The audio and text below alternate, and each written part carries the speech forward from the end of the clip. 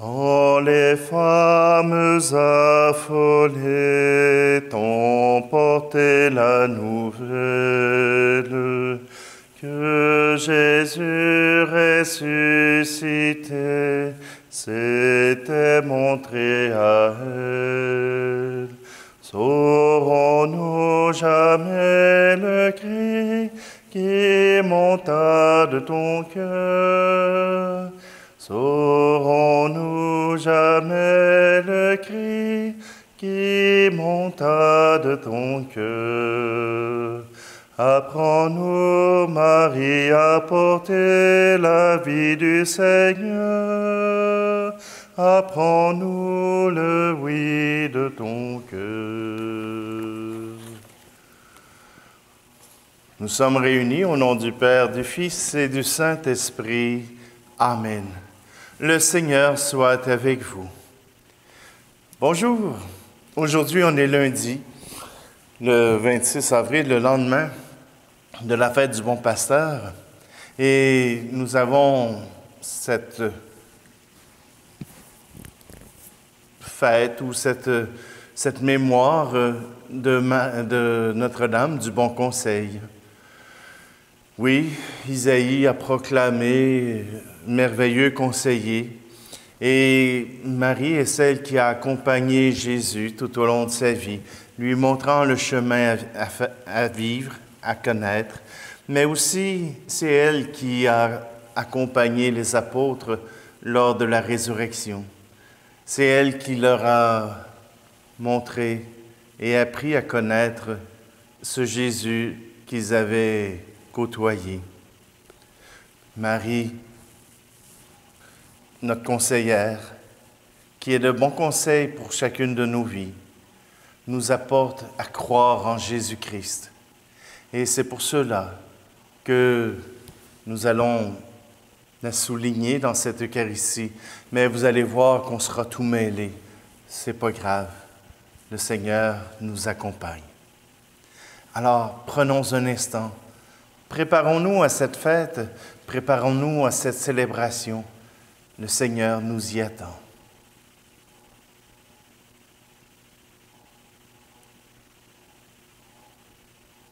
Seigneur, prends pitié de nous. Ô Christ, prends pitié de nous. Seigneur, prends pitié de nous. Que Dieu Tout-Puissant nous fasse miséricorde, qu'il nous pardonne nos péchés et nous conduise à la vie éternelle. Amen. Prions. Seigneur, tu sais combien les pensées des hommes sont faibles et incertaines.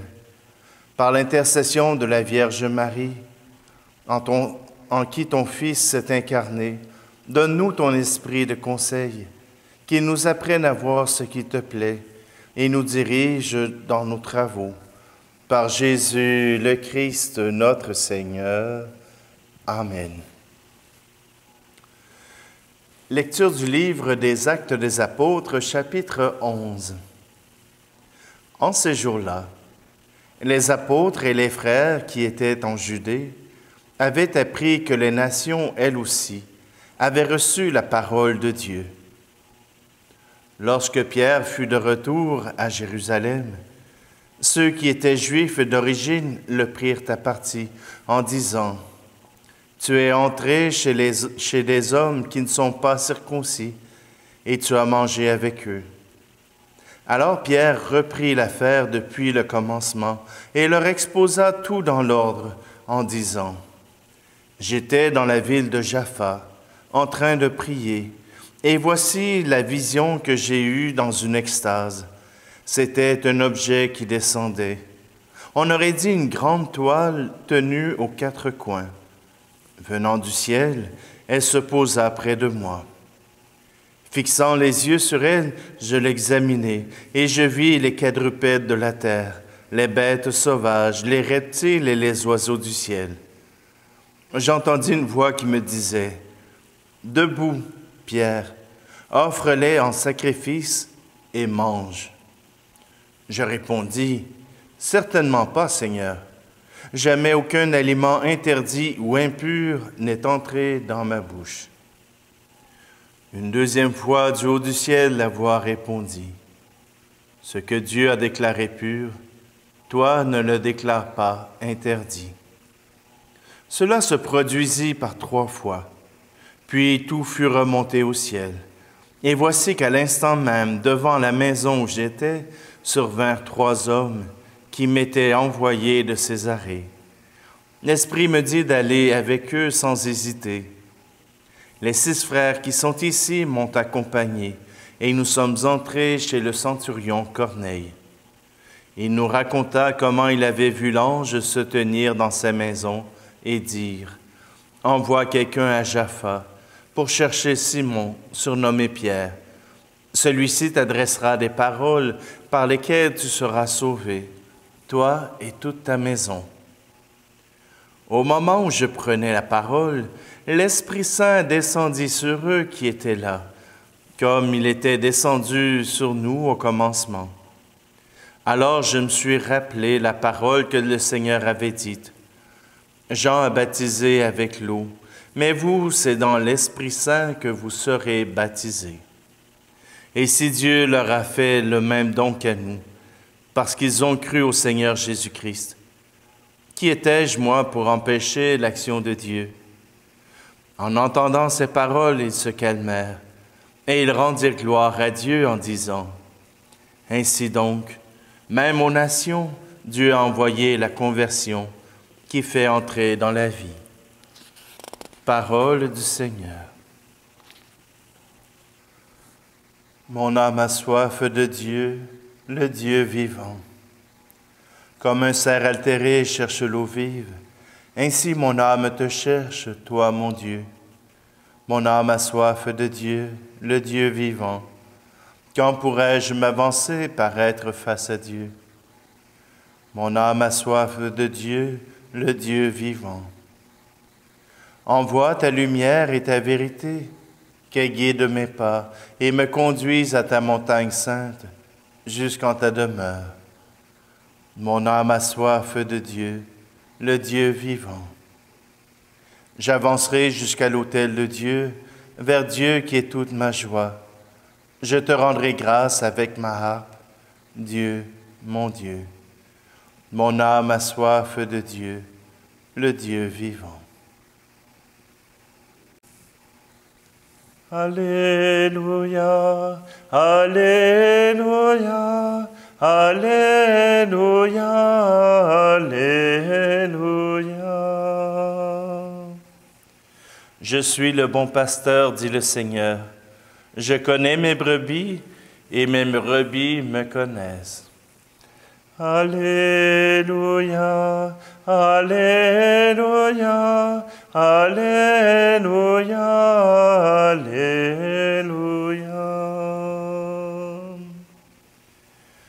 Le Seigneur soit avec vous.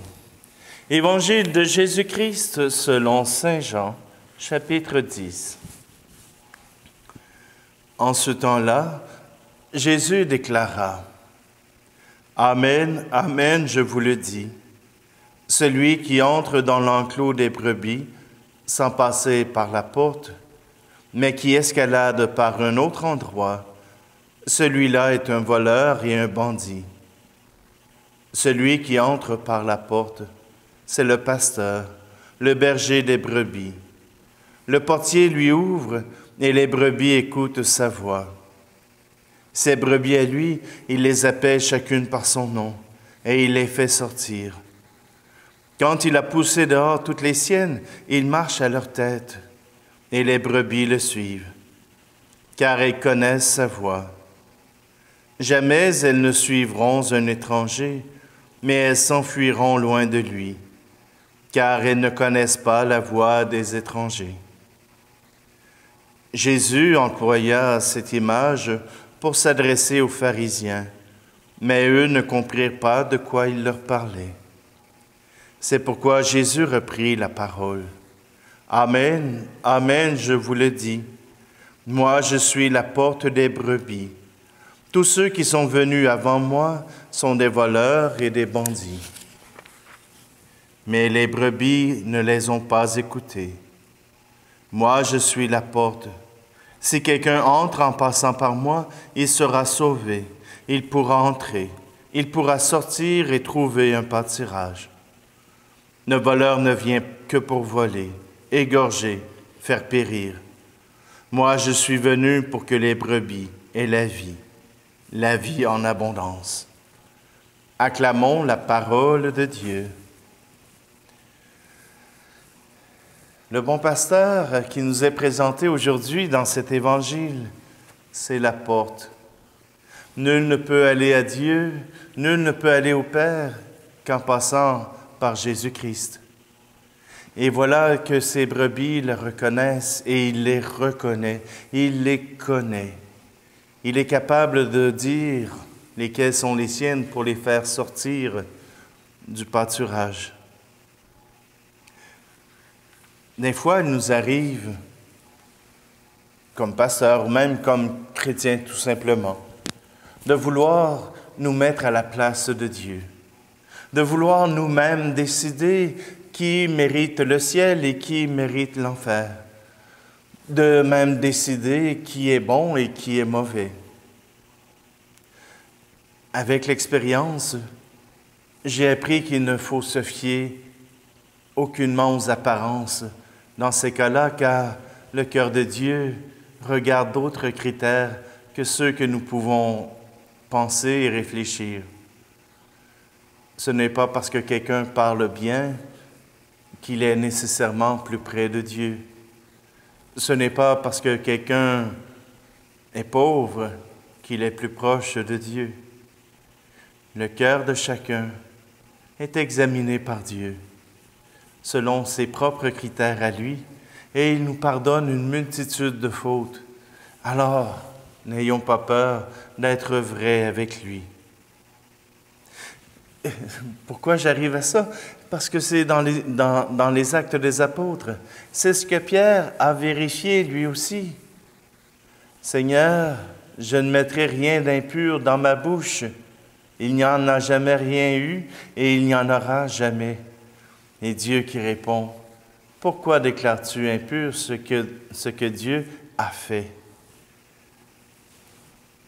Voilà un peu notre attitude quand on veut faire de l'attitude à Dieu. On manque d'ouverture. Oui, on a eu beaucoup de règles. Dans l'Église, on a eu beaucoup de règles qui nous mettaient dans un milieu où si nous avions tout écouté, nous n'aurions péché en aucune manière. Mais Dieu ne veut pas des gens purs. Dieu veut des pécheurs qui se tournent vers lui. Dieu veut des personnes qui acceptent, malgré le péché, d'être envahies par son amour. Ce n'est pas une question à savoir qui mérite ou qui ne mérite pas. Nous ne méritons personne le salut de Dieu. Il nous est donné par amour. Alors, comment je pourrais être juge de ce que Dieu désire, de ce que Dieu veut? Oui, on peut avoir des indices. On peut avoir des chemins qui nous sont tracés. Mais d'abord, le Seigneur nous demande de croire en son Fils Jésus-Christ et d'adhérer à son désir que nous soyons tous, dans son esprit de bienveillance, de son peuple, capables d'être aimés et capables d'aimer. Je l'ai répété, je le répète encore, mais ma relation à Dieu, c'est une relation qui invite. C'est une relation qui demande la liberté, mais qui demande aussi l'adhésion de notre cœur, l'adhésion de tout notre être. Marie, bon conseil, nous aurait certainement montré que suivre son Fils était le chemin du salut, qui nous offrirait le bonheur éternel.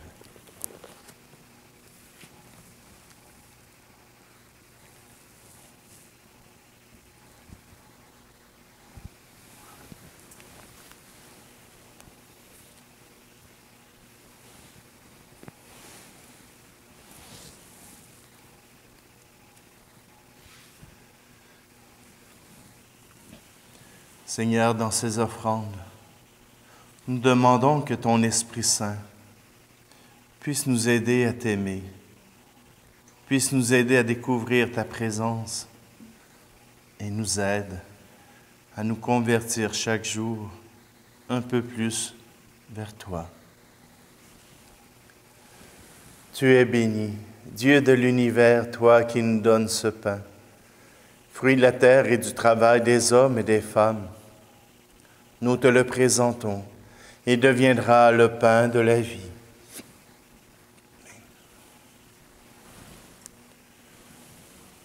Tu es béni, Dieu de l'univers, toi qui nous donnes ce vin, fruit de la vigne et du travail des hommes et des femmes. Nous te le présentons et deviendra le vin du royaume éternel.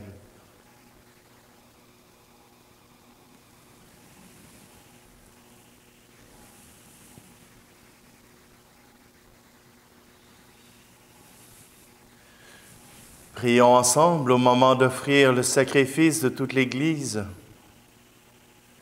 Accueille, Seigneur, les dons de ton Église en fête. Tu es à l'origine d'un si grand bonheur qui s'épanouisse en joie éternelle. Par Jésus le Christ, notre Seigneur. Amen.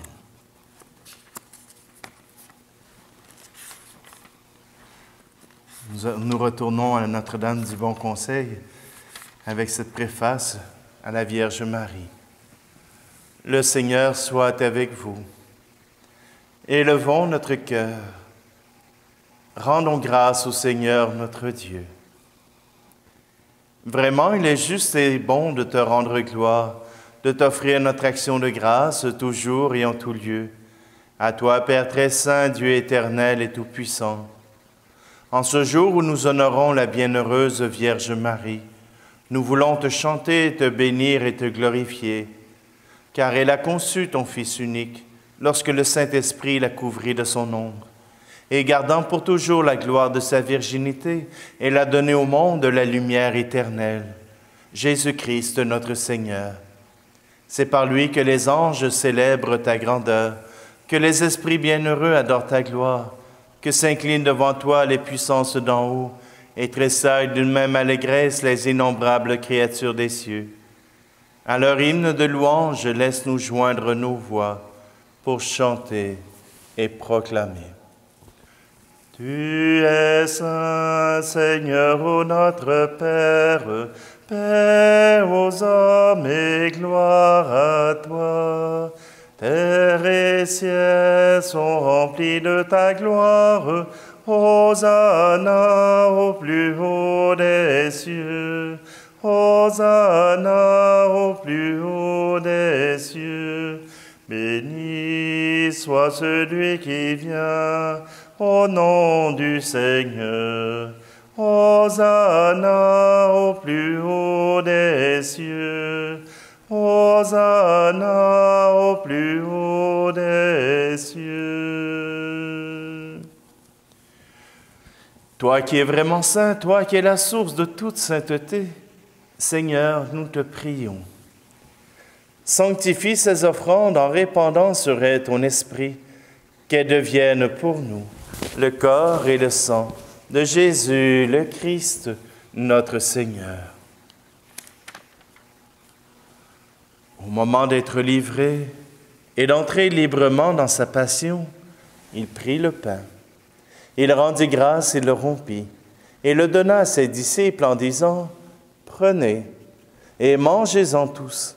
Ceci est mon corps livré pour vous. »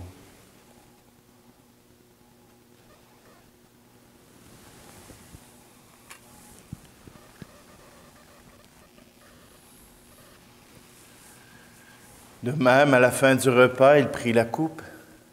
De nouveau, il rendit grâce et la donna à ses disciples en disant, « Prenez et buvez-en tous, car ceci est la coupe de mon sang, le sang de l'alliance nouvelle et éternelle, qui sera versé pour vous et pour la multitude en rémission des péchés. Vous ferez cela en mémoire de moi. »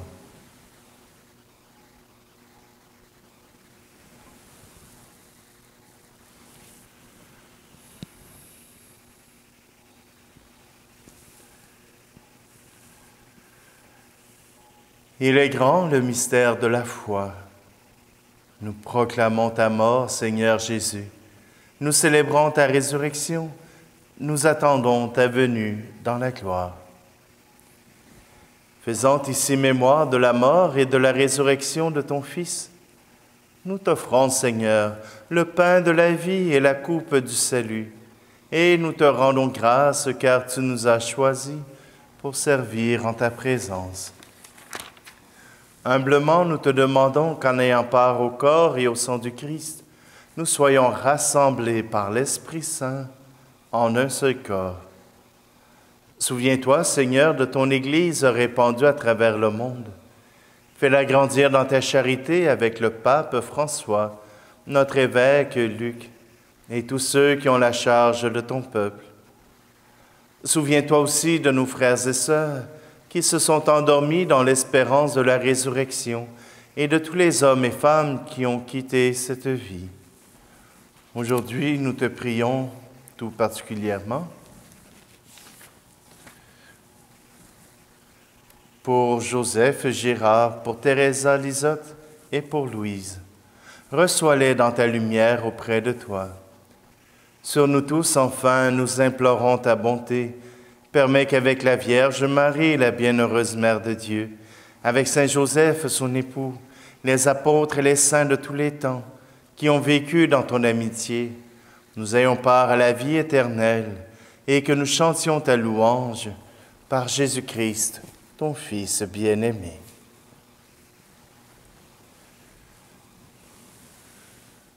Par lui, avec lui et en lui. Amen. À toi, Dieu le Père Tout-Puissant, dans l'unité du Saint-Esprit. Amen. Tout honneur, toute gloire pour les siècles des siècles. Amen.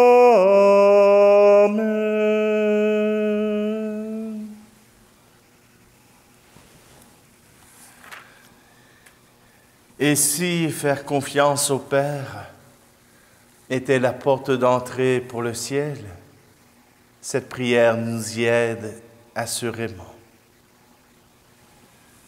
Notre Père qui es aux cieux, que ton nom soit sanctifié, que ton règne vienne, que ta volonté soit faite sur la terre comme au ciel.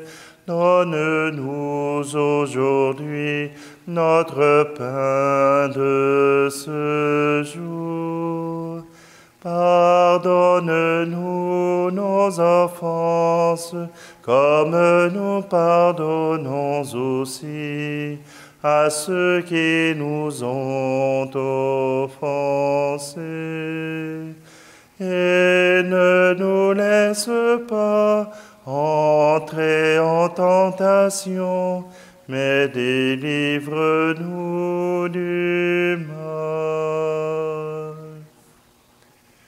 Délivre-nous de tout mal, Seigneur, et donne la paix à notre temps. Par ta miséricorde, libère-nous du péché. Rassure-nous devant les épreuves en cette vie, où nous espérons le bonheur que tu promets et l'avènement de Jésus-Christ, notre Sauveur. Car c'est à toi qu'appartiennent le règne, la puissance et la gloire, pour les siècles des siècles.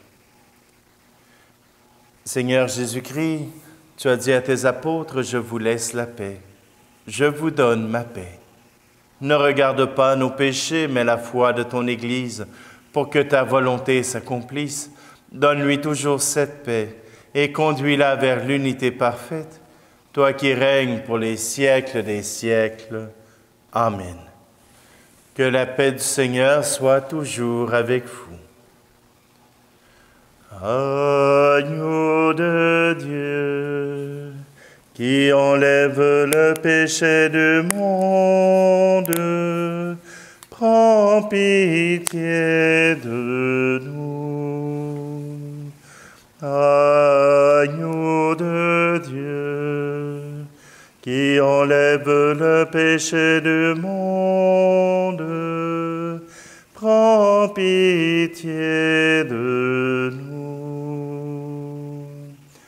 Agneau de Dieu, qui enlève le péché du monde, donne-nous la paix.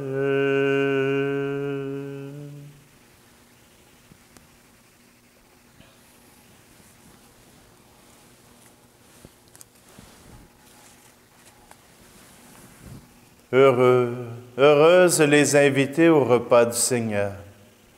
Voici Jésus, l'agneau de Dieu qui enlève le péché du monde. Seigneur, je ne suis pas digne de te recevoir, mais dis seulement de parole et je serai guéri. Et Seigneur, à travers cette communion à ton corps et à ton sang, je veux m'unir à tous ceux qui le désirent, mais ne peuvent te recevoir. Que ta présence, que ton esprit puisse venir les renouveler.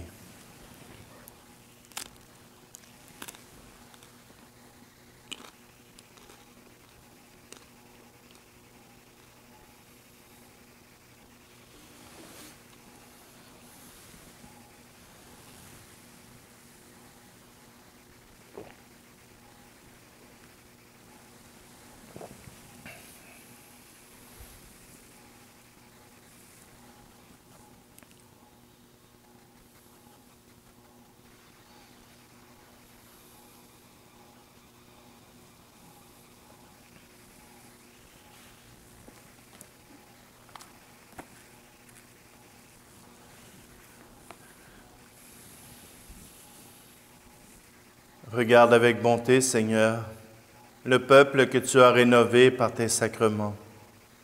Accorde-nous de parvenir à la résurrection bienheureuse, toi qui nous as destinés à connaître ta gloire.